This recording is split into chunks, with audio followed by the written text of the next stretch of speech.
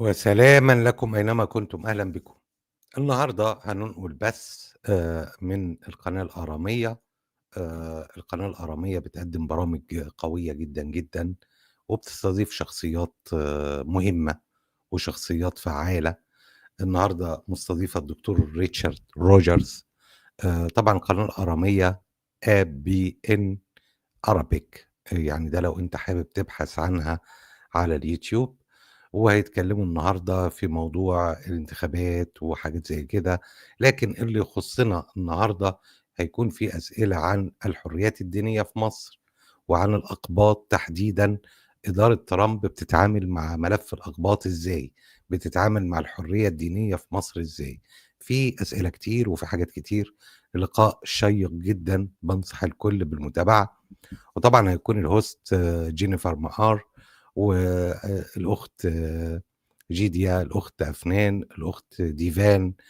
مجموعة بصراحة، يعني كإدارة القناة إدارة قوية جدًا وناس محترمة. وأنا بادعو الناس إن هي تشارك وتروح وتشوف القناة دي، بيقدموا حاجات مهمة زي الحلقة بتاعة النهارده. وأتمنى من الكل إنه يكون متفاعل. في أسئلة عن الأقباط ودي مهمة جدًا، هتتقال عن إدارة ترامب، بيتعامل إزاي في الملف ده. برضه إذا كنت عايز تبعت أسئلة ممكن تكتبها هنا، وأنا هانقولها. آآ المهم إن يكون في حوار، والمهم يكون في خطوات للأمام، مش هنفضل كده واقفين محلك سر. بعد الحلقة هيكون في مداخلات مفتوحة، وهيكون في نقاش للجميع.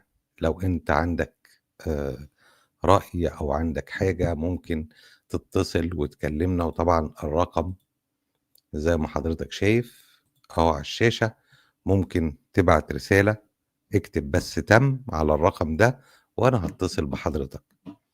آآ في أحداث كتير حصلت وفي كلام كتير حصل هنتكلم فيها بعد ما نسمع اللقاء ده. الدكتور ريتشارد روجرز من إدارة ترامب من الحزب بتاعه، وهيقول كلام مهم جدا النهارده هنسمع.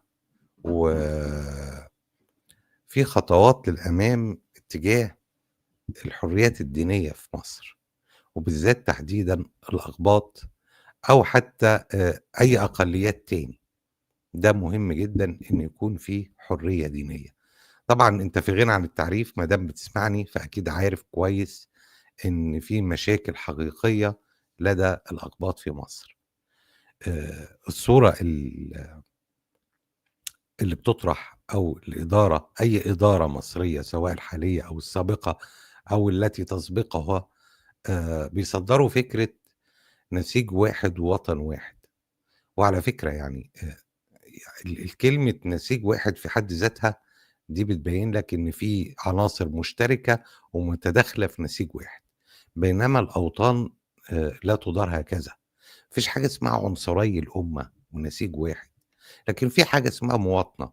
المواطنة ولا تعرف مسلم ولا تعرف مسيحي. المواطنة اللي هو حقي وحقك، والقانون هو من يحكمنا. لكن إحنا لسه لغاية دلوقتي ما طلعناش من طور السيطرة الأبوية. يعني دايمًا عندنا في مصر أو الشرق الأوسط بشكل عام بنعتبر الرئيس ده أبونا، وكأن إحنا يعني يُتامى من غيره، وده تفكير خاطئ. الرئيس هو موظف حكومي أنت اخترته عشان يدير الشؤون بتاعتك بس، والموظف ده من حقك إن أنت تحاسبه، ده طبيعي. وعلى فكرة الكلام اللي باقوله ده آآ ده مش ضد رئيس ولا مع رئيس، الكلام ده هو الطبيعي، الديمقراطية اللي إحنا المفروض بننادي بيها. فكل إدارة بتصدّر فكرة النسيج الواحد دي، لغاية لمّا إحنا آآ بقى عندنا النسيج الواحد، في كده نسيج خربان ونسيج كويس، في نسيج قوي ونسيج ضعيف. ف يعني لازم نتخطى فكرة اللي هو نسيج واحد وعنصري الأمة، ونخش في فكرة المواطنة. أنت مصري، مش مهم أنت دينك إيه، المهم إن أنت مصري. ده أهم حاجة، لأن برضو مشكلتنا إن من يحكمنا فكرة شريعة، دين الدولة هو الإسلام. الفكرة دي سيئة جدا. ليه؟ لأن كل الناس آه، حاطة في دماغها فكرة واحدة بس، إن أنا كمسلم القبط ده في ذمتي. يعني شوف العبثية، أنا كمسلم موحد بالله القبط ده تحت حمايتي. فأنت كده ضربت حاجة اسمها يعني المواطنة. مفيش مواطنة بقى، في حاجة اسمها في ذمتي، مش مواطنة. عايز انزل لكم تليفون رقم قناة الأرامية، عشان لو حتى حابب حضرتك تحب تتصل وتسأل أي أسئلة هيكون شيء جيد. خلينا نحط الرقم هنا كده.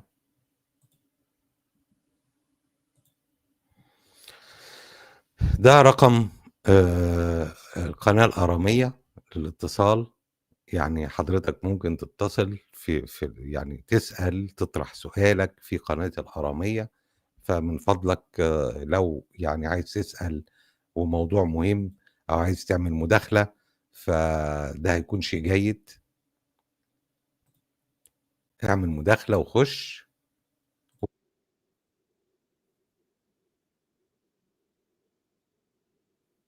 ونكون مع بعض وهنتكلم، وهيكون حوار مفتوح. ممكن حضرتك تشاركنا في هذا الحوار. خلينا ننتقل إلى القناة الأرامية.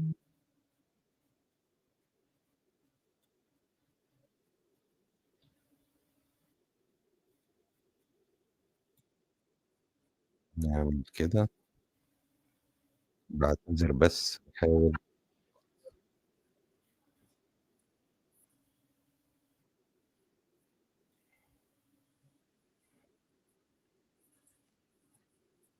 guys, and thank you for having both Dr. Rich and I here today.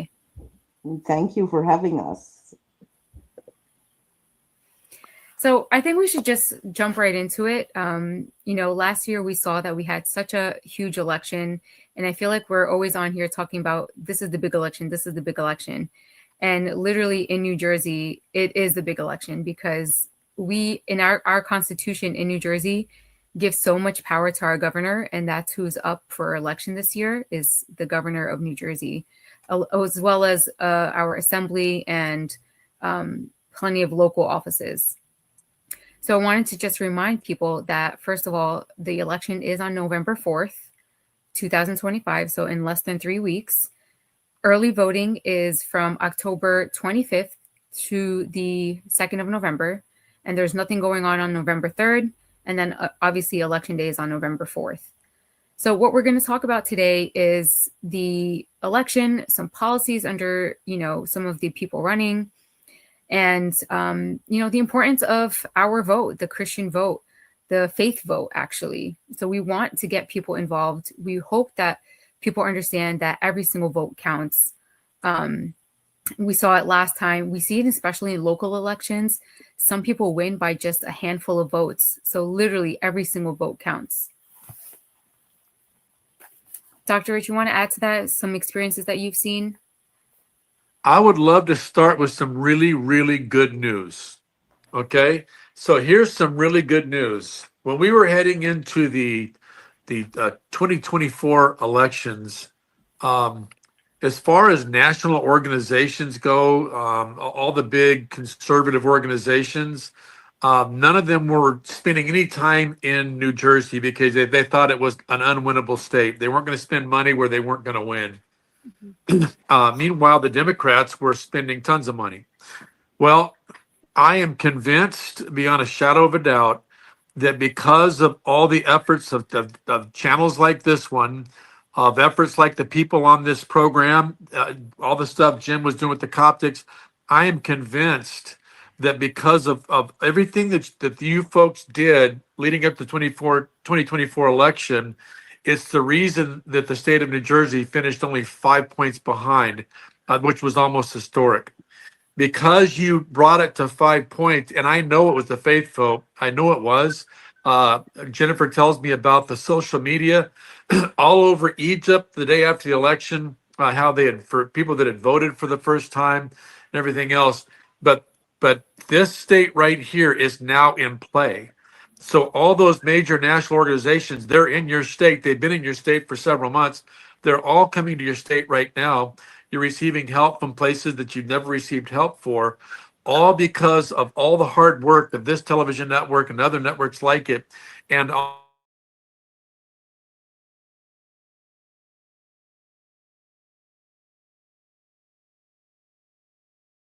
for that. As we head into this 2026, this fall, here in 2025 in New Jersey in particular, the rest of the country will be in 2026 with the midterms. Literally, I mean, literally, it is a turnout election. Whether you're Democrat or Republican, whatever side turns out the most people, this isn't a hearts and minds. This isn't a, we got to get out there and try to get as many. No, people have pretty made up their mind. Most of the people they're going to register. It's too late to register right now after today anyway. But this in the midterm elections, the turnout tends to be so low that if either party, if their people just half of them just showed up, they'd have won by a landslide. And so the biggest thing I want the faith community to know in New Jersey is that your vote matters in these elections more even than it does in the general elections. Because literally, if just half of us turn out, that if just half the people turn out, there's victory there. And so the one message that I told Jennifer in the state of New Jersey, especially in the Coptic and the Orthodox faiths there that are there, the goal is this: those that voted last time, please vote again when early voting starts or at the poll, number one, and number two, bring a friend. Yeah, that's the two goals. Yeah, I think that we came so close, and I do remember people even telling me that they didn't get a chance to vote, and I made sure that these people have a plan this year. I mean, we can sway any statewide election in New Jersey with the amount of people that we have. So, and that's really important. The other thing is this: for churches, the greatest thing that you can do to help your side of the aisle when you vote, churches, is find out who needs a ride to the polls and give them a ride. Find out who needs help understanding the early voting and help them early vote. But literally, it's going to be the side that gets the most people to vote will win this election. Not if there's more registered Republicans and Democrats. I do an illustration when I'm on the road. I'll be doing it again. I did it last week. I'll do it again tomorrow night in Lapeer, Michigan. I have a tug of war up there, and I show in this tug of war how back in 2016 it was pretty darn even on both sides. But I think enough people didn't like Hillary that they jumped on board, and so the Republicans won. 2020, I feel like the Republicans actually have more registered voters, right? And and they actually pulled people across that line, but then they moved the line, and so that's what happened there. In 2024, we have the registered voter advantage on the Republican side, but if let's say it's 1,000 to 500, but if 600 stay home, you lose. And so it's not a matter of do we have more or less. It matters who votes, and we got to get people. But churches help people get to the polls. Put them in vans, put them in buses, whatever they need. Help them get to the polls, or teach them how to vote early, because the faith vote will decide what happens in New Jersey. I'm convinced of that. Amen. I also wanted to add that we as community need to understand these people who we are voting for. We need to understand that this Mickey Sherrill, she's completely endorsed Mamdani, who's the socialist. We're not ready for that. Like in New Jersey, have almost 500,000 people from North New Jersey go and work in New York City, every day. So this will affect New Jersey as well. It's not that, oh, that's a different city, or no.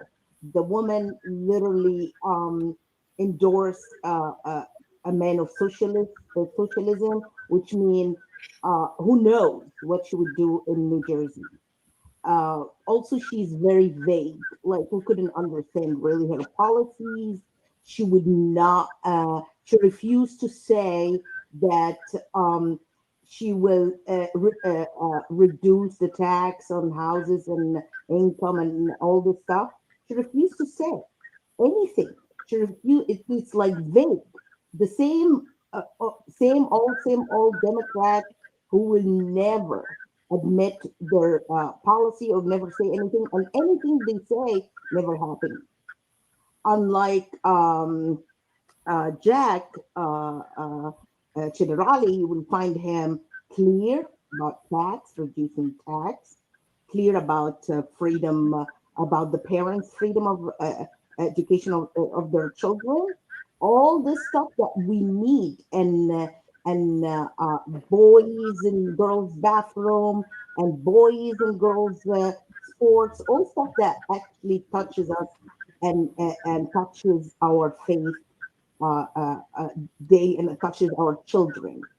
Also is good with business, entrepreneurs and all this stuff. He's very good because he himself is a businessman. So we can tell through his policies that he will make New Jersey better, way better than it was, and changes all the bad policy of the old administration. Yeah. You know what I always tell people is to ignore what they hear on TV, and ignore like commercials, and ignore like the news and things like that, and just go straight to the source and go to what their platforms are. Go to each candidate's platform, look at what they stand for, look at the policies that they're proposing, and then vote your values. Vote that way.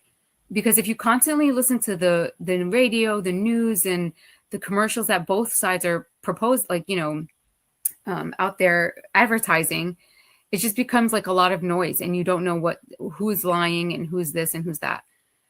You have to go to the record. Both of them have, both candidates in New Jersey, at least, have a record of voting a certain way, because they're both elected officials. So you just have to go to that and look at that and see what your values align with.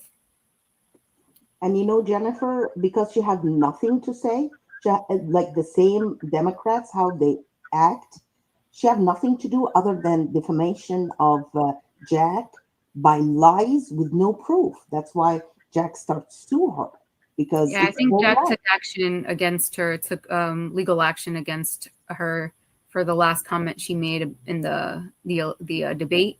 Yes. So I do believe that there's some legal action going on there. Because he never did that. It's all lies, and she will be like charged for this, because no one accused somebody of killing tens of thousands of people and all that nonsense. That's all they do. It's the fascism that they keep spreading. They calling us fascists, yet they acting this way, calling people killers, fascists. So they lead them to their death, like Charlie Kirk, like all these people that this is their agenda. What they do, accuse you by. They want to win by bringing people down. Like they don't do something good. But see, I'm less worse than my opponent. So they do this and this and this. Like Jack Ciderali. He's just like a publisher for pharmaceutical companies. He's not like a medical professional, and she blamed him on like the killing of tens of thousands of people who take these drugs. He didn't make the drugs.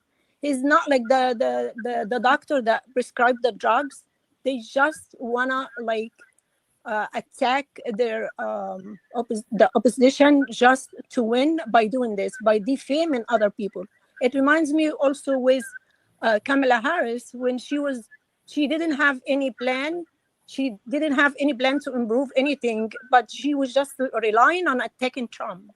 And the same thing is happening from Mikey Sherrill. She's trying to attack Jack just to be a winner.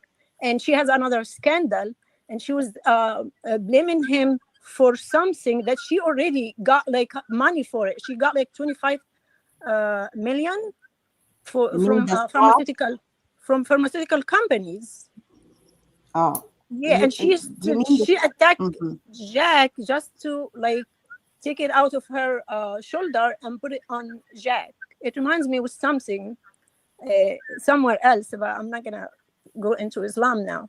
But yeah, she takes it from her shoulder and put it on Jack's shoulder, and she dares to do that. And I mean, when they asked her like about the taxes, 1 second, I was just because I heard her saying this. She was saying to people of New Jersey, if you are good, you would take like the higher taxes. Oh my gosh. She said, it may cost you an arm and leg, but if you are good, you would go for it. Hello, your job is to make me not pay higher taxes, not to tell me be good and take it, be good and accept it. No, you're hired to make it lower. Like this is in Jack's plan to lower the taxes, but she's doing the opposite. And also, to be honest, I don't care about all this stuff. I know like taxes could go up and down, prices can go up and down, but as a Christian, as a child of God, I don't accept what she is gonna bring to New Jersey. Like what Jedediah just said about like protecting our kids, they're not gonna protect our kids. They will allow a lot of bad values that against our Christian values. If someone is doing this, I would know that this person is not good for us. We need to implant our like the values from like the Bible into our life. If someone comes with different morals, different teaching, different laws, I would not accept it. So this is like the most important thing that I care about when I pick like the person to represent me in my state. Thank you. 100%. It's about the values. I don't know, Jennifer, I don't know if you have a palm card with you, but it's about the values. When we travel around, when Jennifer travels around, we have on a card, here's the 10 values facing Americans. Here's the 10 values facing you. Where do you line up on these values? Because where you line up, and that's how you should vote. And we have those values, and Jennifer can get those to you, those palm cards. We have them in Arabic. We do have like a lot of. We have foreign language ones also. I just wanted to say that, especially about the school board in New Jersey and of course New York, you have to wake up because now we reaping what we saw. What all the Christians in New Jersey and New York that sit on their couch didn't go to vote, thinking we are not for politics, and like you have to wake up. Really, if you call yourself a Christian and choose not to vote, you're lying to yourself. How can you claim to follow Christ and yet leave your own children in the mouth of Satan to be devoured by his deceitful doctrines? These doctrines target our children with destructive sexual ideologies that confuses them. Tell them that they are in the wrong body and pressuring them and their parents to believe that if they don't change, they will end their lives with their own hands. All lies. So many young people have been led into darkness through these lies. Many who transition discover later that they have fallen into deep depression because of the unnatural hormonal changes. Tragically, some take their own lives, and then in some cases harm others as well. We have seen and witnessed heartbreaking acts of violence, such as mass shooting carried by the Robin Westman at the Catholic Church in Minnesota, and many others like it, and the assassination of Charlie Kirk by the boyfriend of a transgender person. All this nonsense, we reaping what we did with our own hands. We need to wake up and change it. The truth is, we are reaping what we have sown, and what we have sown is passivity. Many Christians say we are not into politics. We are Christians, but how can you say that when politics directly affects our children and our faith?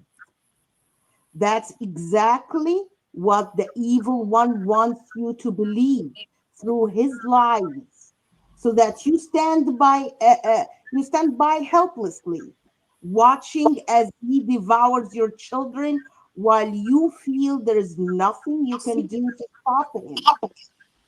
Throughout Scripture, God's people were active in shaping nations and guiding leaders. Daniel served in government.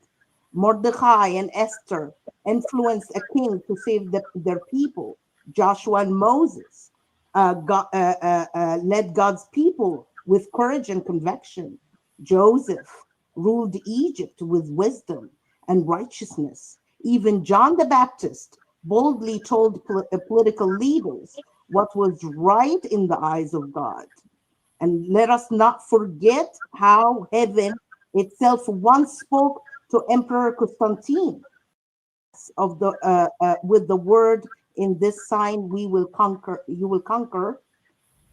Through that sign, the he and ro, the first letter of Christ's name, he overcame and transformed the entire Roman Empire. So yes, Christians must be involved in politics, not for power, but to protect truth, life, and faith.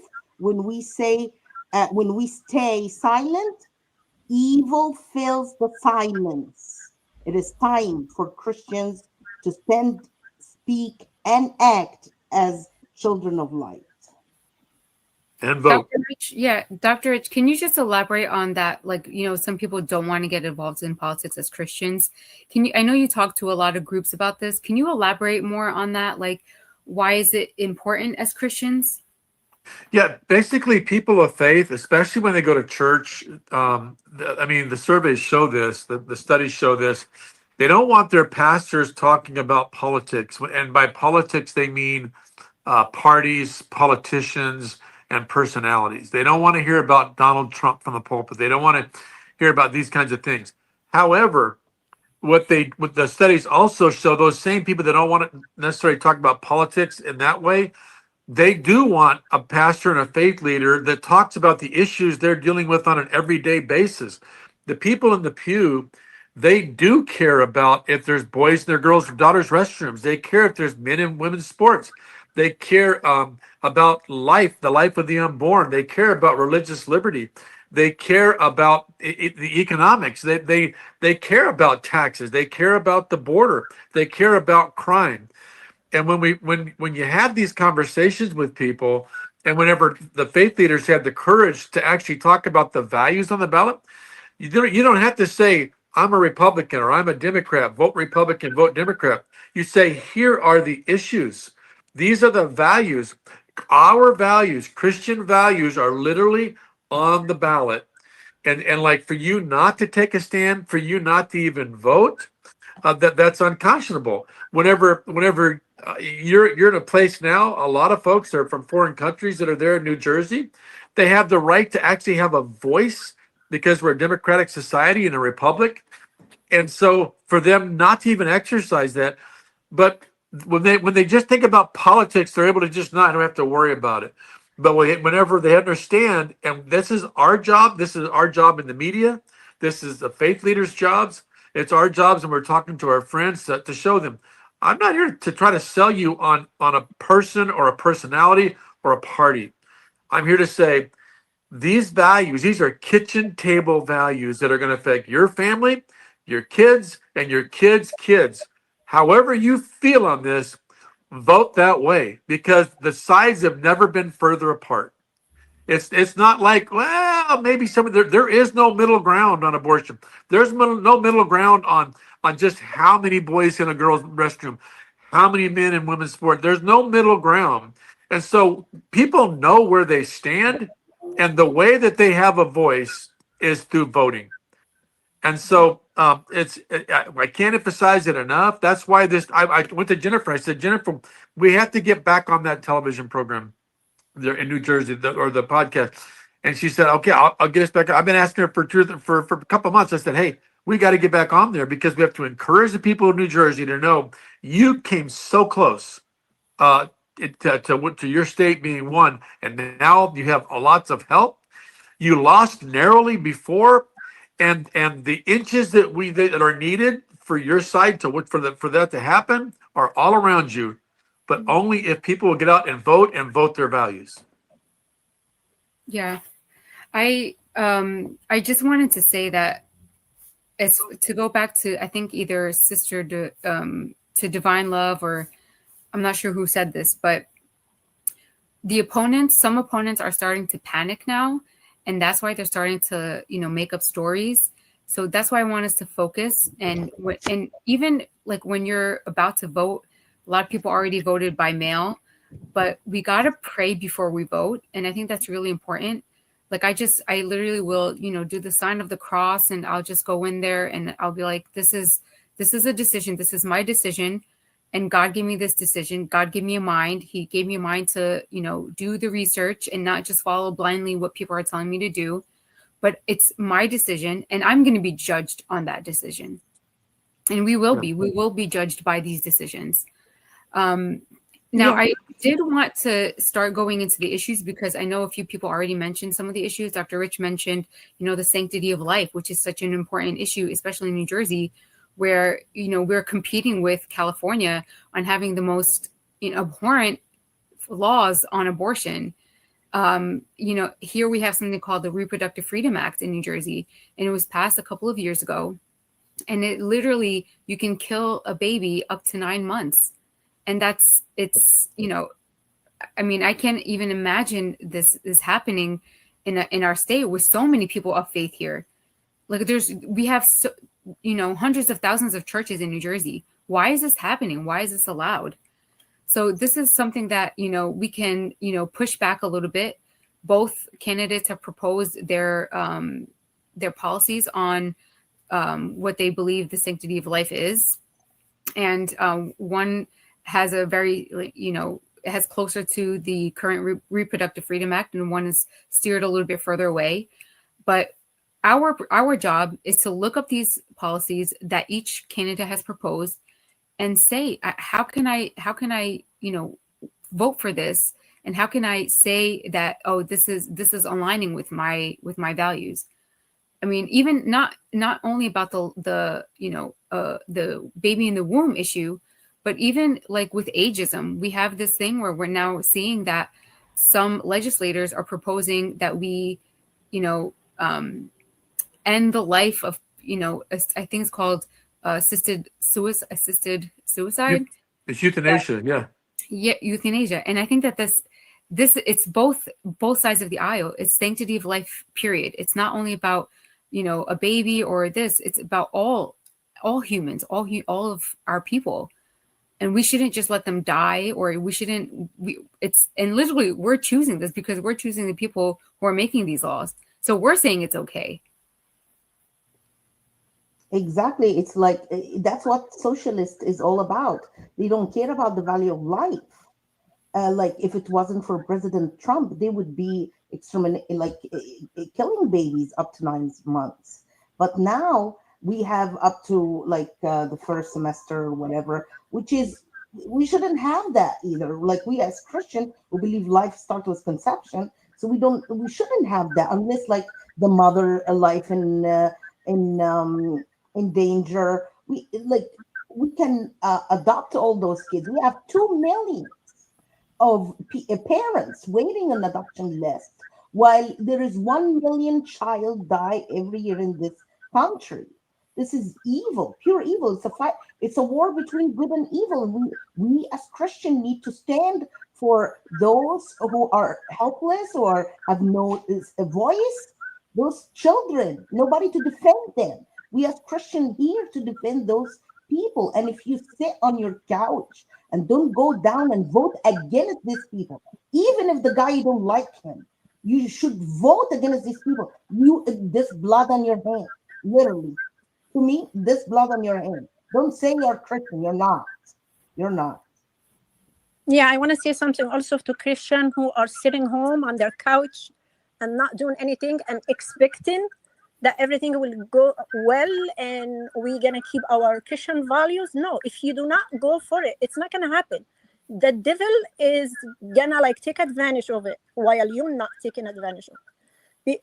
Remember when Jesus was like with Lazarus, he said to the people before they raised him from the dead, he said to the people, take away the stone or remove the stone. So you have a part to do, and then God will do the rest for you. Don't be lazy.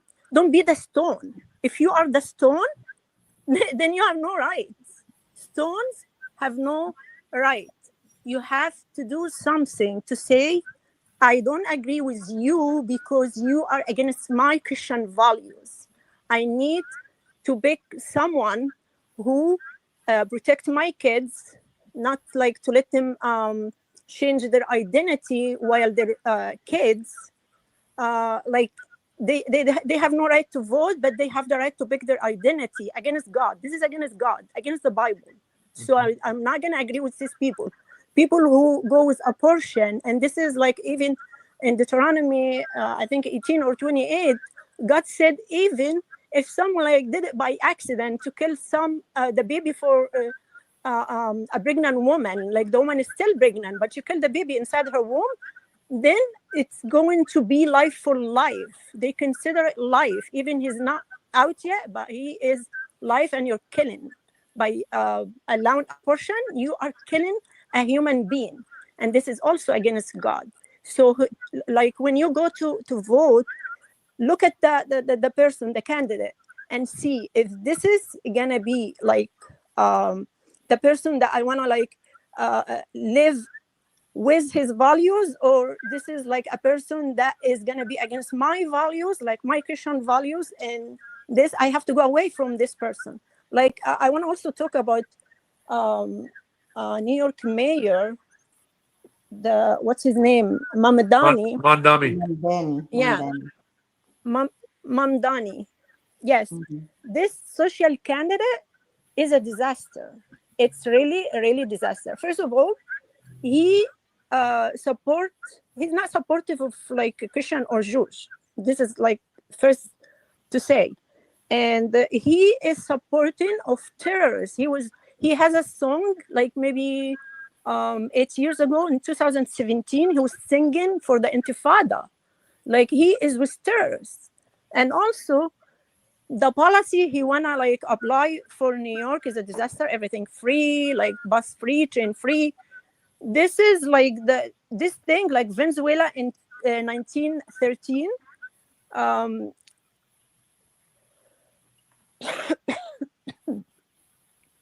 Supermarket collapsed. Why? Because everything was free. People were lining overnight by the stores just to get food. So it's a failure. It's like a big failure. So I wouldn't go with this person. And he also has like the same morals, like with abortion and with everything was illegal to be in the country. By the way, people get Trump wrong about not having illegals in the country. He didn't say all immigrants. He said illegal immigrants. So he does not hate immigrants. He loves immigrants, but come legally.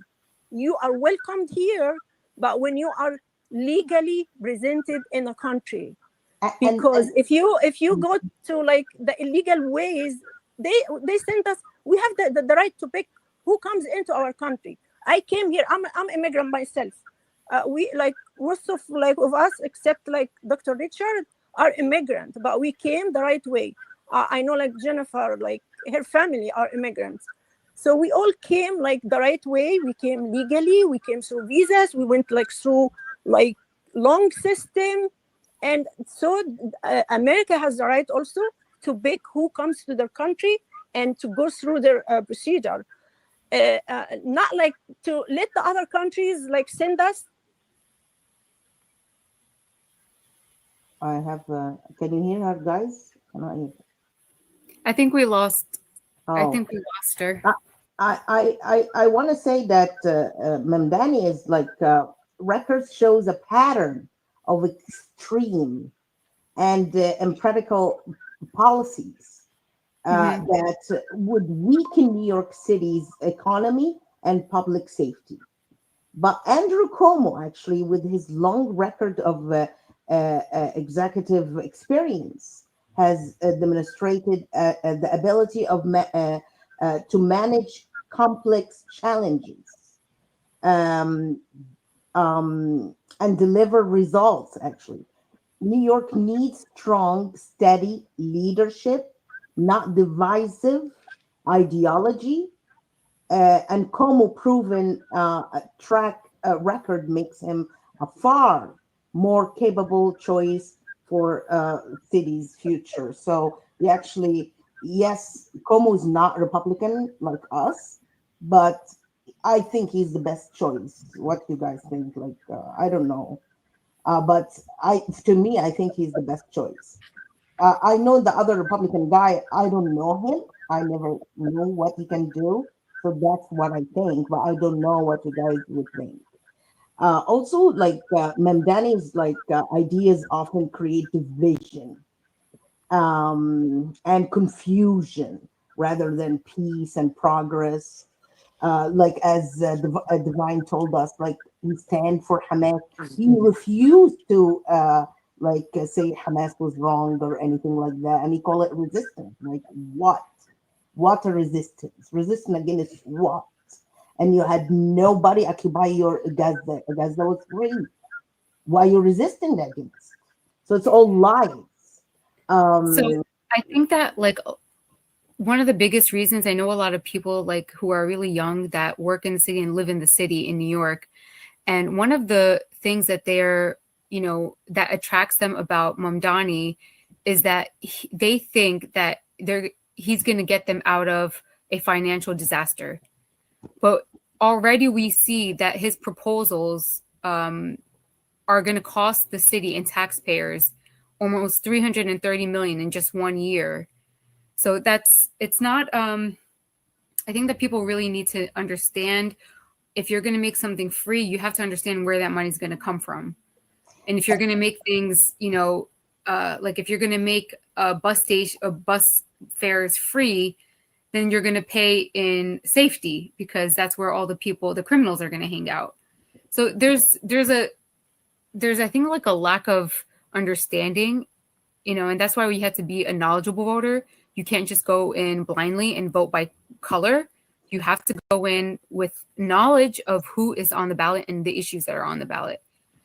And it's really hard to say what's going to happen in New York, but regardless of what happens in New York, I think that New Jersey will be affected. There's going to be like an exodus, like a major exodus from New York into New Jersey. And, we're going to see a lot of these people who didn't want to get involved in the political arena. They didn't want to vote. They didn't want to participate in any of the candidates. They didn't like any of the candidates or something like that, whatever it is. So they're going to migrate to New Jersey and, other surrounding areas. And that's going to be a big problem. I mean, I think that we had Jack, he said, oh, we welcome them with open arms, but it really does cause a problem here because these people are not voting. So if they're coming into New Jersey and, they're constantly believing that the same, ideology or the same, voices that are telling them, oh, this is vote this way or vote that way, then it's never going to change. So we need people to get more involved. I don't know how it's going to end up over there. I will say I'm hopeful in New Jersey, but I'm not very hopeful for what happens in New York. Exactly, like because socialism may sound ideal and in theory, but in practice, It weakens cities like New York City. It discourages hard work, drives away small businesses, and replaces opportunities with independence. So the people start to depend on the government, not do hard work and make the city prosper. We would not see that. New York City thrives when free enterprise, creativity, and individual responsibility, and encouraged. Not when government control limits success. Our city was built by dreamers and doers, not by socialists. Not by socialist policies that punish achievements. This is very bad, very bad. When the city, like all businessmen, this is New York City, it's all about businessmen. And you put socialists there, it's a destruction. Destruction, not just for the New York City, it's a destruction for all the US. I was thinking about like all the songs in the past that were about New York and dreams are made in New York. I feel like, dreams in New York are going to be squashed if, a certain person wins, but it's going to be a very, very tough, very close race. I think we should all, consider praying about this, including New Jersey and Virginia and all the other places having elections. Pennsylvania has a, huge school board election and their judges are up. But we definitely need to focus on, praying and talking to others about getting out and voting and, just telling people to drown out the noise from like the commercials and the TV and just focus on what the facts are. Mm-hmm. Actually, well, we can see that the President Trump trying to protect the kids of the United States and also working on supporting more the businessmen and the companies and all these. We see that Mamdani trying to do the opposite. We can see that he faces criticism for his policies. He plans to raise taxes on big companies and the wealthy people who benefit this country and support the workforce. And he promised to spend 65 million on gender transition treatments for minors, which is something really serious also and dangerous for this country. And he has also received donations from controversial groups like CIAR, like Care. it's something it's like something really serious to talk about it also. Mm-hmm. Yeah, I think the whole education thing is going to be a rough issue in New York. I mean, it's the same, like I call them the coastal states in California, in New Jersey, New York. We have like this major education problem.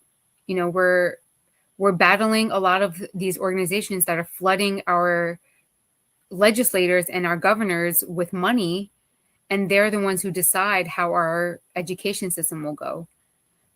This is a huge problem. I know you're concerned specifically about New York, but in New Jersey, we have organizations like SECUS. We have organizations like New Jersey, I think it's called Greater Equality or something like that. It's another like 501c3.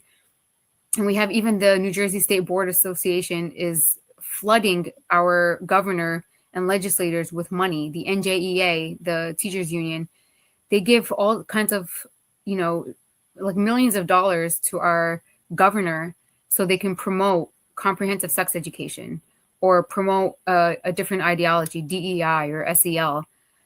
I mean, I'll tell you my experience, my personal experience of why I got involved was because of a family in my church who had just been in the United States for not even 5 years. And they had received a letter in the mail from the Board of Education in a city in New Jersey, telling them that they're going to help them and guide them in how to affirm their child's gender identity choices. Now, I don't know how to translate that to Arabic because there is no words like that.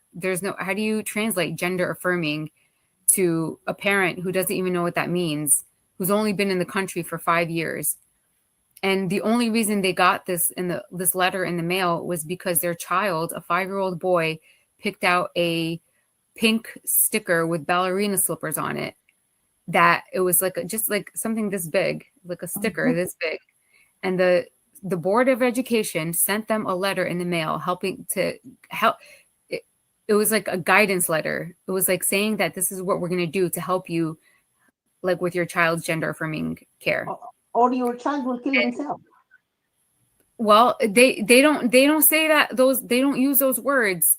They're very wise in what they say, but it's to me, it's like unbelievable that they put this family through this.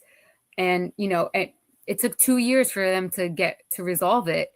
But, they take advantage of the vulnerability of people from different countries, or, maybe they live in, just more more areas that are like city areas and things like that. So I just remember that. And that's when I decided to get involved.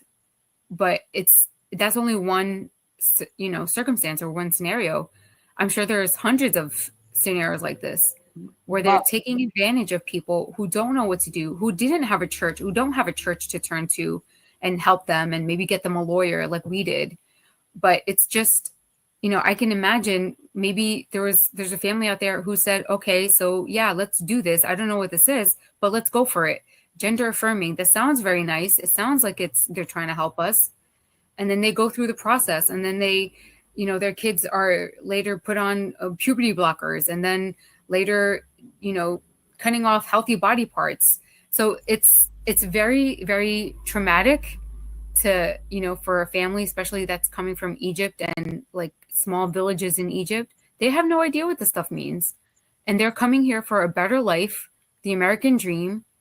And they're just bombarded with, politics and ideology and this and that. They can't even, focus on the real reasons why they came to this country. So it's very sad that, this is where we're at. But at the same time, in the darkness shines light. So that's our job. That's what we have to do. We have to be the light, and, guide our neighbors to, a good moral society. Exactly. And that's why we need to choose Jack, because he actually he did a lot of things like in that field. Like he has signed on the commitments like the Stand with Women pledge, affirming support for protecting sex-based rights and female opportunities in sports and single-sex spaces. He emphasized parental rights in education and school curriculum, transparency, which they do to us all the time. They take our kids, teach them stuff, and we realize that what nobody told me, But he be sure that the curriculum transparency through endorsements from conservative and family policies organizations, which is great. That's what we need. We need somebody to be clear with us, telling us what they teach our kids. We'll be in control. And that's why we need not just to vote for Jack, we need to vote all the line down, all of it. School board, everything, whatever follows, vote for it, because that's very important for our children. We cannot risk that. Go ahead. Yeah, I just wanted to share with you guys something that one of the legislators who's up for assembly this year, literally puts out a statement that says, they said, every child belongs to the state of New Jersey. So your children don't belong to you. They belong to the state, is what they're saying. Exactly. And that's what they believe. They believe that your child belongs to the state. Exactly. Socialist Democrats, this is their policies. They want to take our children from us. They don't want us to educate our children the way we know, or teach them our values, our Christianity. No, they want to say, your child is our child. We raise them the way we want. We brainwash them the way we want. You have no control over your children.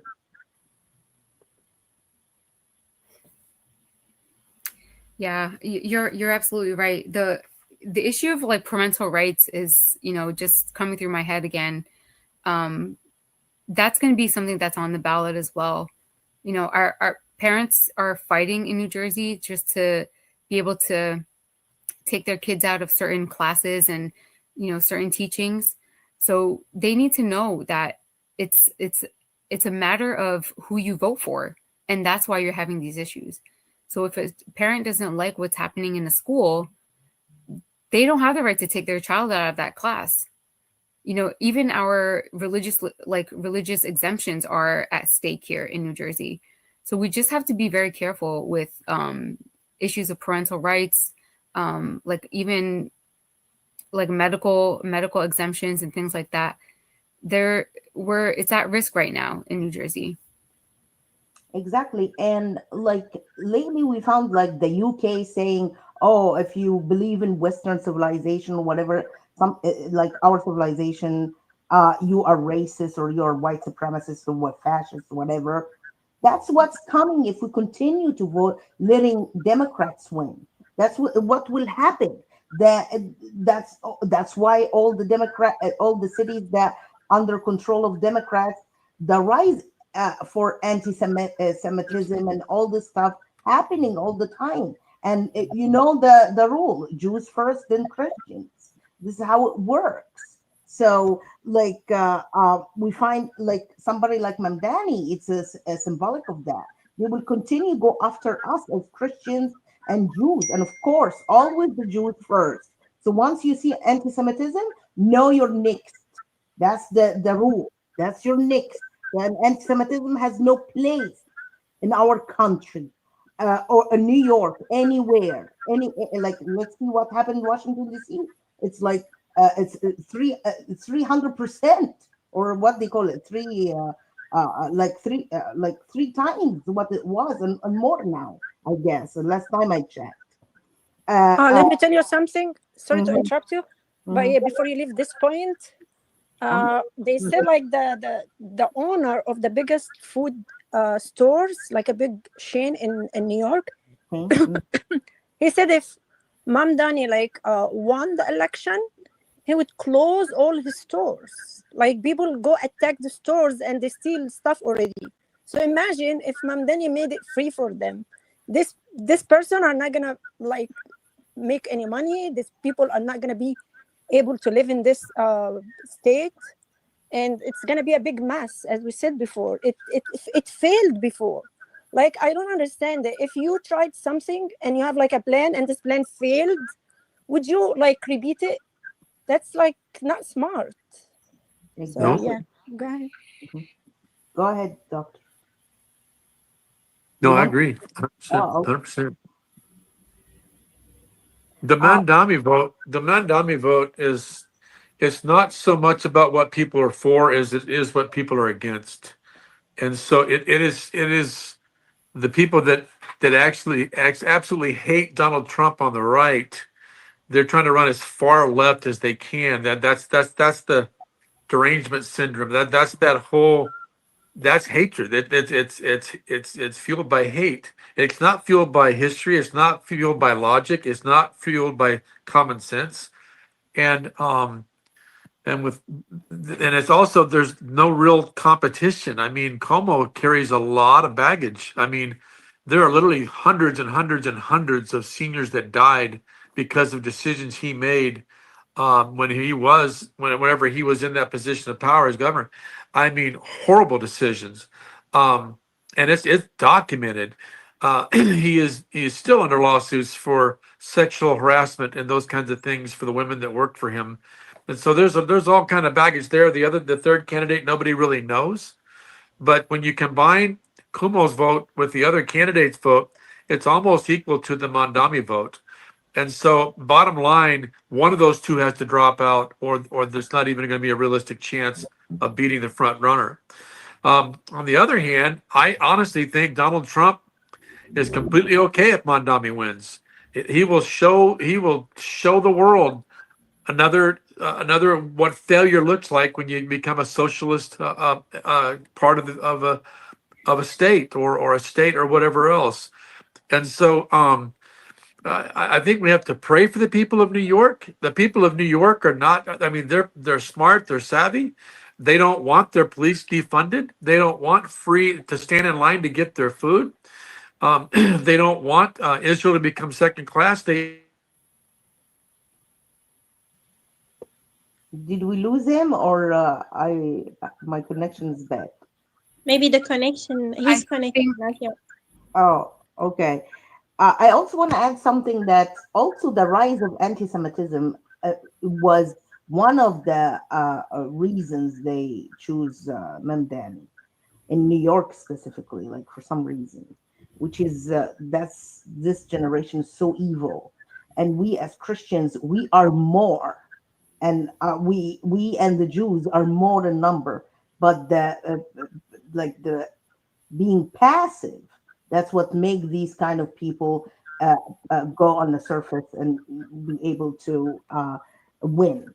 But if we stood up, like I believe we can defeat that guy, because like we as Christian, we cannot let anti-Semitism win in this country. And if this guy became the mayor of the New York City, you will see anti-Semitism like never before. Like now it's very high. You will see like never before. Like our cities always stood against a beacon, like stood as a beacon of the diversity and mutual respect, where people of every faith and background can live in safety and dignity.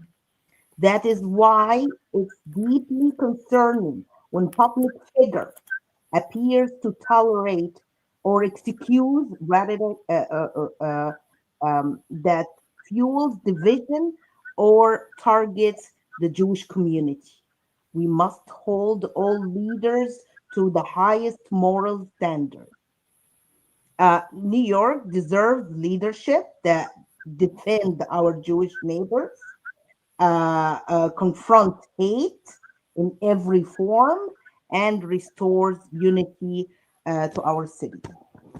I want to say something to the Muslim community too. Did you finish?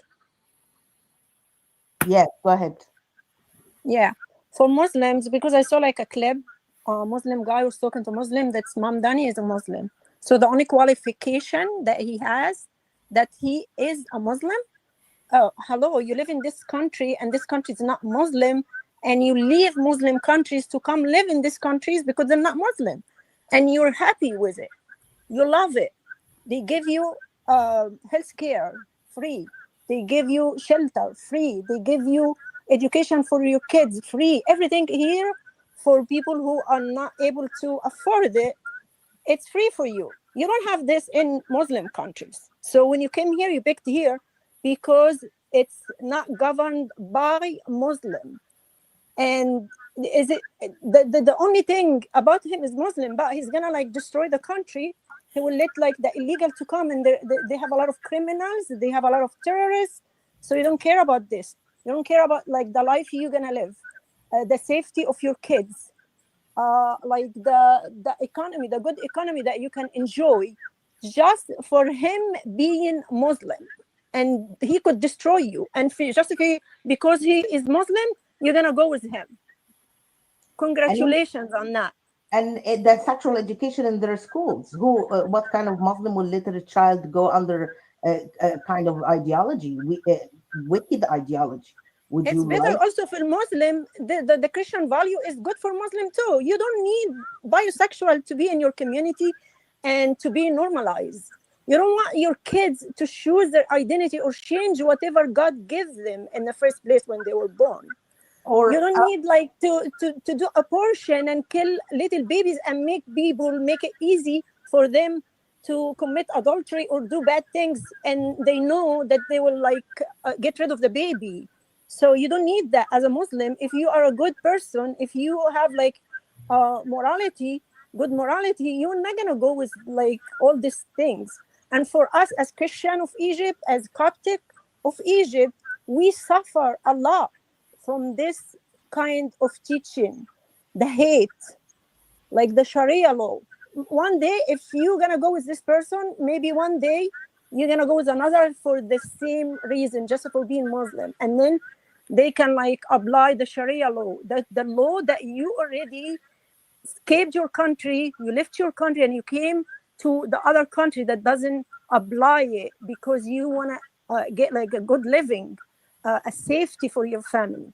So this is like the way you think of it as like just for being Muslim is really wrong. We suffer as like, we know like what we see on TV or like on the news, or people are talking about like how minority or how Christian are suffering in these countries. And I had like a video, I don't know if we can like have this. A person was saying that once we are strong in New York or in America in general, we can launch jihad. Like we can kill whoever doesn't believe in God, then he would be killed. So they're gonna bring what they do in the Middle East, in Egypt and Syria and other Muslim countries. They're gonna bring it here to America and to the West. Do you agree on this? You wanna live this life? Moderate Muslims don't want that. Moderate Muslims want to live in peace and come to the I'm West. speaking to these people now. Yeah, and no Muslim want a man, a full man, go to their bathroom, to his daughter's bathroom. No Muslim. Right. Right. Mm-hmm. Now we have some questions from people. Can we just ask these questions? I got some questions from. Sure. How do we, Divine, can you help us out with the questions? Yeah, someone said like Sam from Free Thought Channel. Basim Sam, he's asking, he said like Trump administration's assessment of recent U.S. State Department reports such as the 2023 report on religious freedom in Egypt, particularly regarding restrictions on religious conversion from Islam to Christianity. How does the administration plan to implement USCIRF's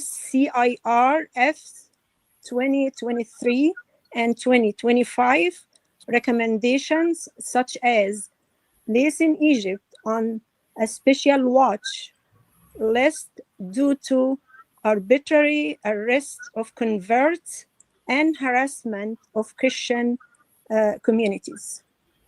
Because let me just like explain this, because we have like some people who are converting from Islam to Christianity. They get arrested for it. They get jailed, tortured. Yeah. We have someone named Saeed Abu Mustafa. The only crime he committed is to ask for his religion in his ID to be changed from Islam to Christianity, to be a Christian person. He was jailed, tortured, and until now, he's not released, and he didn't even have a case against him. So this is like one of millions, I believe. There's millions of converts in Egypt that cannot live freely. They cannot like document their new religion on their IDs, and like a lot of people are complaining from it. So I would love to respond to this. This is another topic that I was going to bring up. We're doing a lot of work also with Hindus in the state of New Jersey, and one common issue that I see that's happening, and I'm not going to answer your question directly, but I'm going to answer it in regards to what happens in New Jersey when people vote. And so what like, for example, a lot of the Hindus are very upset about some of Trump's doctrine or some of what he's doing as it relates to the nation of India. And so there's some within the Hindu population there saying, oh, we all got to vote for Democrat. We all got to vote Democrat because of what's happening, because of policies they have that are affecting India. And so there's so many different ethnic groups represented in the state of New Jersey, and the way America interacts with all those different nations on a multitude of issues, everything from Christian persecution, which you brought up earlier, to this situation of conversion, to the issues that India has with trade, all those kinds of things. And here, you may not like my response, but my response is this. When we're engaging with people about this election, which takes place in just 3 weeks, right? I think we have to bring the discussion back to, I understand all that, but we're not going to solve all that in the next 3 weeks. And I can't convince you one way or the other. What I can say is the election in 3 weeks isn't about those things. The election in 3 weeks is about the values that are on the ballot. Okay, and so while those things may be concerns, I understand that, and we work that through diplomatic ways, and we've been the different pressures and things like that. But for right now, we need to focus on the issues that affect the people, the different nationalities that are living in New Jersey, for their next governor, for their next attorney, for all the different positions that are up right now. And so those issues are valid issues, but those aren't going to be solved in the next 3 weeks.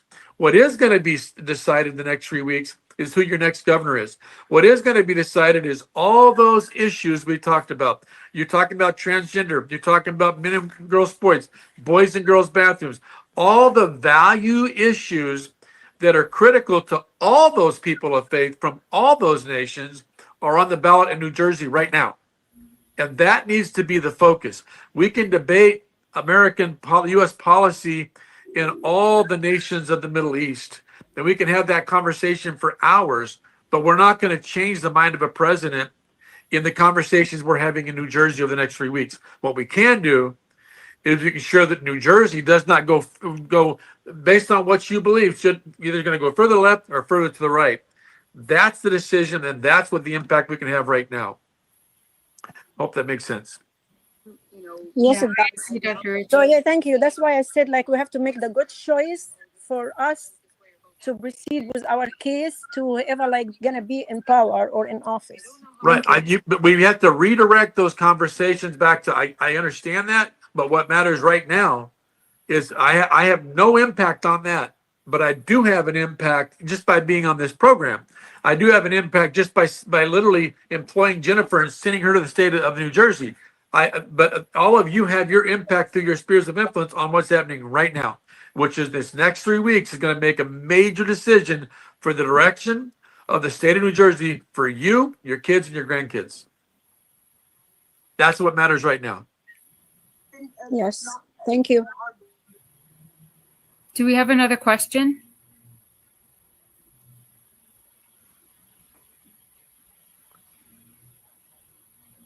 I see two in the Yeah, we chat. have to like get the phone number. Not when government control limits. I think like a lot of people also they had like other questions similar to this one. They were concerned about like Coptic of Egypt, like girls that are kidnapped and like forced into Islam and stuff like that. But we actually, guys, we're gonna like have another like show, and we're gonna invite other people specialized in this, in the religious freedom, and we're gonna make another show for this in specific. Yeah, thank you. Yeah. And actually, Divine, President Donald Trump, he already talked about the persecution of the Christians in the Middle East. So I believe that he is working on that since he bring that to the table. Yeah. There are people around him that have the same concerns. It's not like it's completely out of, their views and their vision right now. But, what I like to talk about is we don't want to have New Jersey be the next Egypt. Yeah. I think that we don't want whatever is going on there to happen here. We, my parents and most of you guys have fled these places, these countries, because you're looking for, you want to worship freely. You want to raise a family, and not have to worry about your kids being kidnapped. So I think that maybe there at that time, people weren't really thinking about that. But here we have the opportunity to foster these ideas of voting every single election, vote your values, and get out there and be involved in the political arena, run for office, do this, do that. So Mhm. these are this is how I think of it. This is what I believe is important. You know, my family left there, and I want to raise my family here and know that people are going to be safe. And I have the opportunity to make my voice heard, but maybe over there they don't. Yes, true. That's why I said, like, we have to pick the right people who are gonna defend our rights, people who are matching with our values, like their values matches our values. Or the So closest. we have to make the right Our values the choice closest. now. Yeah. Yes, absolutely. So technically, what we can see, like a person who incites against killing kids and receiving support from suspicious Islamic groups and incites hatred and oppression and against a country that has strong relationship with the United States and exchanges we exchange like technology with them, and we have many benefits with Israel. So a person like that who came and start doing all those things, this person may be of a danger to the Christians in the future and the people in that country. So they must be more wise in thinking about those people who are like that. Mm-hmm. Yeah.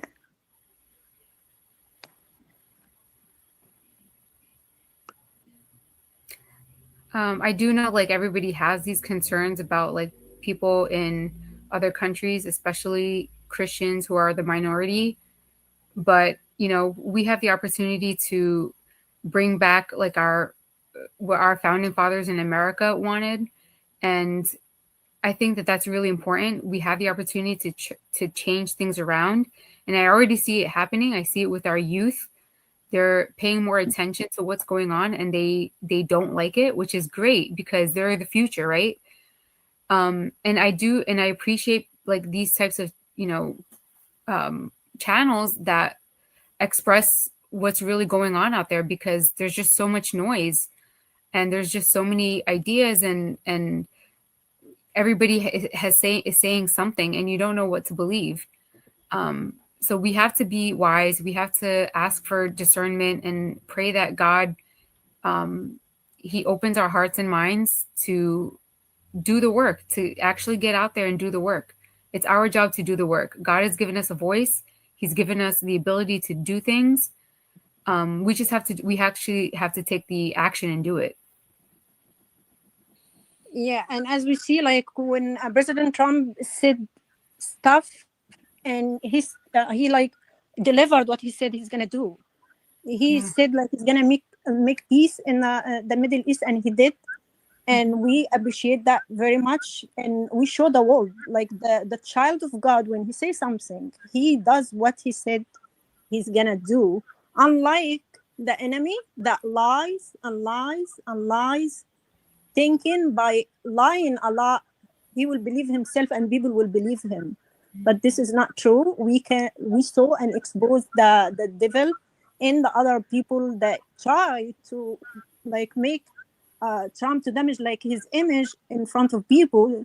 But by his work, he was able to prove them wrong and to prove that he's the man of God, the man of peace, like the peacemaker, like blessed, the peacemaker, as like God told us. So we want to thank him. We appreciate everything he did, and we also, as Christian and as specifically as like Coptic of Egypt, we are looking forward for President Trump in the future. I'm not talking about now because we're busy with the election now, but I mean in the future we are looking forward to also to make peace for the Christian in the Middle East, either Coptic or like Syrian people and people in different countries. We need peace as well. We congratulate the Gazans for having peace in the land or already, and we are looking forward to have peace for our Coptic community, for like people of Egypt, people who are persecuted, against girls that are kidnapped and taken away from their families by force, forcing them into Islam or marrying another person against their will. So yeah, we like I hope like my voice reach President Trump, and I believe and I know that he's gonna do something about it. And thank you so much, Dr. Richard and Jen. Thank Sister, you. I'm a- Sister Divine, I noticed that. Can you take a look at the YouTube comments? There are a lot of questions there. Yeah, but I guess our episode is over. Yeah. I'm gonna look I into it. right or just not ready to settle down when you're ready for bed. Ours was too until we got this smart call. Okay, We that's realized he wasn't getting enough. you have the commercial showing. I just want to say something that a lot of people don't notice: the Islamization of the womb in Egypt. Actually, it's not just like taking girls and force them into Islam and stuff like that. No, it's actually destroying. It's like ending the Christian community in Egypt that way, because once the girl lost her chastity in Egypt, in a conservative community like our community, she's done. There's no more marriages for her. Especially when she bear a Muslim child, and they force her into marriage, because in the Sharia law, if the child came out of wedlock, the child cannot be belong to the father, and they be scared that child turn to become Christian, so they have to force her into Islam in order to make the marriage happen, because there is no legal guardian for her for the marriage if they are Christian. So she has to be converted into Islam, and to take the child, force to make that child a Muslim child, and that way then they throw her in the street. They don't care. And if even she returned back to Christianity, they don't care, because her future ended there. And this way they wanted to limit us as community and stop our growing, because we growing rapidly. We are the biggest, as you know, we are the biggest Christian community in the Middle East, and they want to finish that. They want to end us fast, and that's the way they hunt us. They hunt the Nigerian girls the same way, uh, and uh, and these days is the number in a rise. Like before, in my time, there was big number of girls were being raped and all that stuff, and the girls would throw themselves from the balcony, and our church will gather us and tell us, hey, don't try to kill yourself, don't try to do anything, just return back and everything gonna be fine. But that's what make me, like, the rest of my life I was so scared to leave home. If I want to college, if I went to college, my dad would have to drive me there, and my dad has to bring me back. It was hell on earth, literally, for me in Egypt. So I understand now that, because the number in a rise, and the number of kidnapped girls on a rise in Egypt. Now there is no safety. Our community cannot be safe anymore. They cannot send their children. The parents now afraid to send their children to school and to churches and stuff like that, because it's so scary to lose your chastity, to lose it. That's mean you lost everything. You lost your future. They changed the girls paper on the same day, while we have millions of convert from Islam to Christianity. Till now, their papers cannot be changed. They stop them from marrying. They cannot marry. They cannot live their life normal. They cannot marry Christian, of course. They put their lives on hold, literally, to force them either return back to Islam or leave the country, because you have no life here. So who can live like this? We lost everything. We lost our uh, uh, dignity. We are losing our faith. We're losing everything because we are under attack. And that's why we asking Trump, just we know he's aware, but we know he's not aware of what's going on at this moment. these days now, the number on a rise in a big time.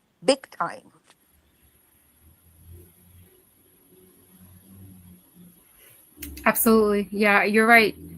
We just have to, keep fighting and, knock on doors and see who opens up.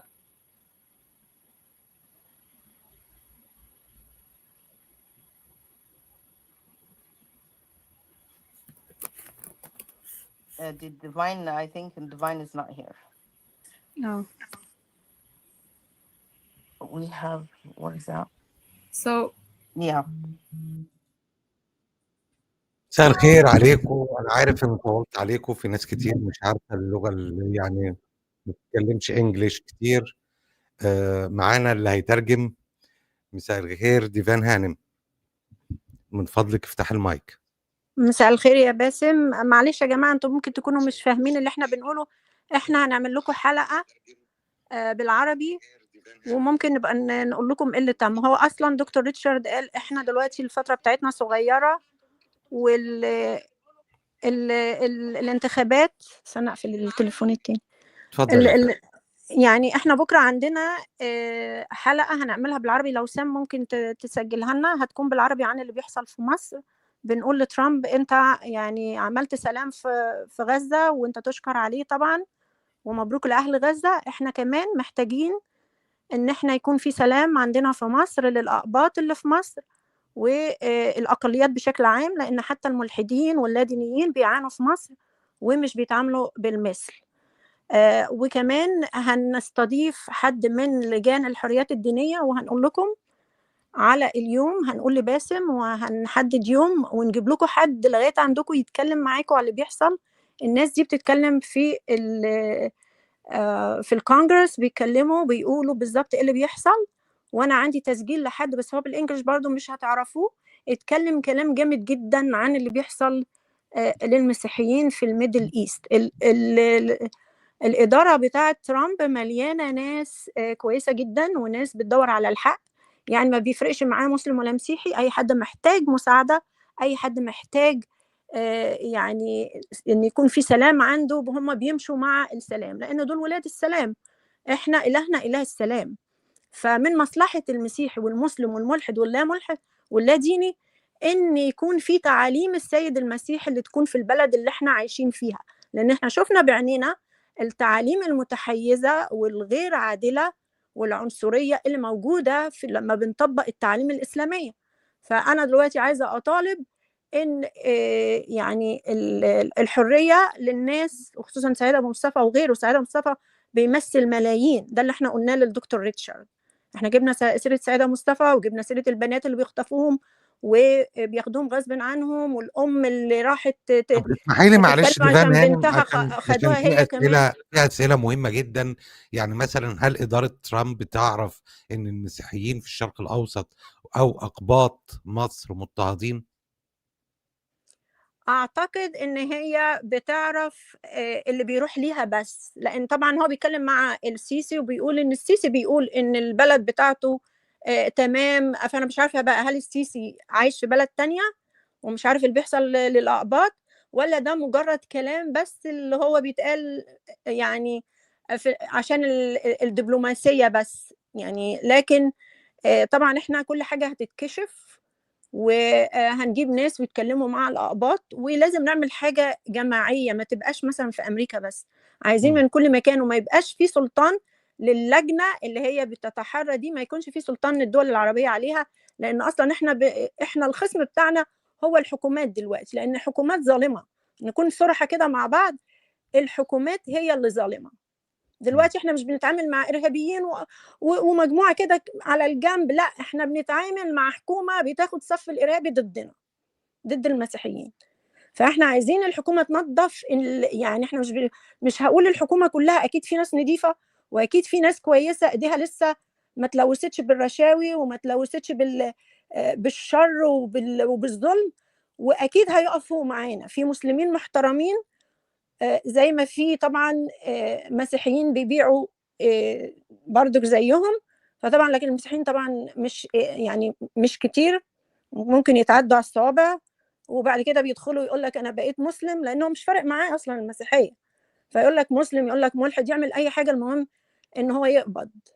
فطبعا الكتاب ما جابلناش يهوذا ده اعتباطا، هو عشان بيمثل فئه من الناس، هو فاليهوذيات هنلاقيهم مبدئيا مرفوضين. مبدئيا اي دين يدعو للعنف هو دين ساقط، يعني بغض النظر اي دين يدعو للعنف هو سقوط تام للانسانيه. بس عندنا في الشرق الاوسط بتحكمنا الشريعه بنسب، طبعا في دول بتبقى الشريعه اكتر، في دول اخرى بيكون اقل، لكن في النهايه في اضطهاد بين للاقليات سواء اقباط او ملحدين او حتى شيعه او حتى قرانيين. فهل إدارة ترامب عندها خطة مستقبلية إنها تتعامل مع ده؟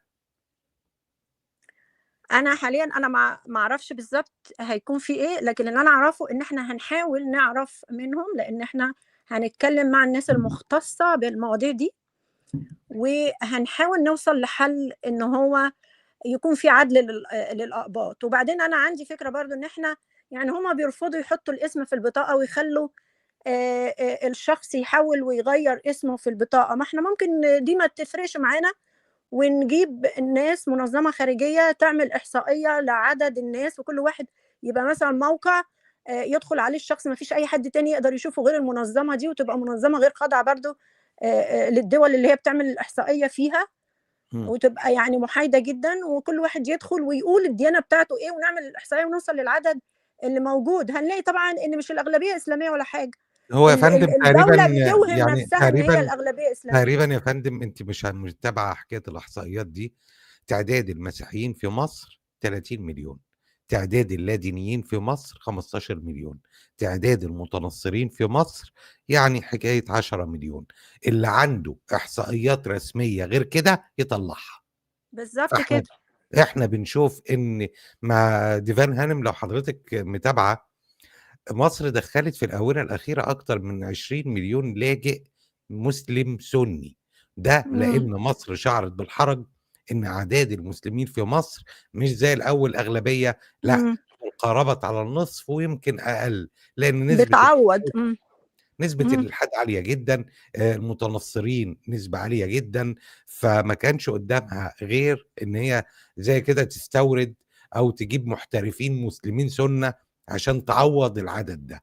ولذلك تلاقي عندنا في مصر عملوا كتاتيب وعملوا الدين في المجموع، كل ده عشان يحافظوا على اللي موجودين إن كمان ما يطلعوش، لأن في انفتاح كامل حاليا. السوشيال ميديا والإنترنت كله دلوقتي بيقرأ وبيفهم وبيعرف، ففي خوف من النقطة دي، فلذلك احنا دقيقة واحدة باسم، معلش، اتفضلي. عشان لازم نسلم على دكتور ريتشارد قبل ما يمشي، ما اعرفش اذا كانوا قفلوا اتفضلي ولا يا ايه. فندم، اتفضلي. على دقيقة كل هكون معاك. شكرا ليكي وهنتواصل مع بعض. شكرا لحضرتك. شكرا. لو تقدر تذيع البث الحلقة بتاعتنا بكرة، هي هتكون مخصوص عن مصر واللي بيحصل فيها، هنتكلم مع بعض. شكرا ليكي. هتكون بالعربي عشان اللي عايز يشارك يجي. جيد شكرا. جدا.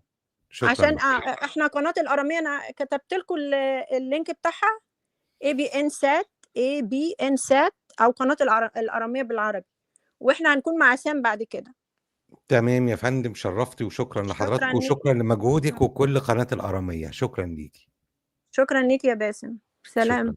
سلام سلام. المسيح مع جميعكم. باي. سلام يا فندم. سواء تختلف أو تتفق، عندك آراء مختلفة عن اللي سمعته وعندك وجهات نظر مختلفة، بس اللي يخصنا في القضية كلها هو اضطهاد الأقليات. على كل، أنا بشكركم. بعد تقريبا نص ساعة من دلوقتي هيكون في بث ده مفتوح لكل السادة، اللي عايز يسأل سؤال، اللي عايز يتكلم، التليفون مفتوح، ده بس للمشاركة. هنسمع بعض وهسمعكم، هتبقى فرصة جيدة جدا. فمن فضلك تابعنا بعد نص ساعة، هنعمل بث وهنكون يعني بث مفتوح. شكرا ليكم، وكالعادة نتمنى السلام لمصر.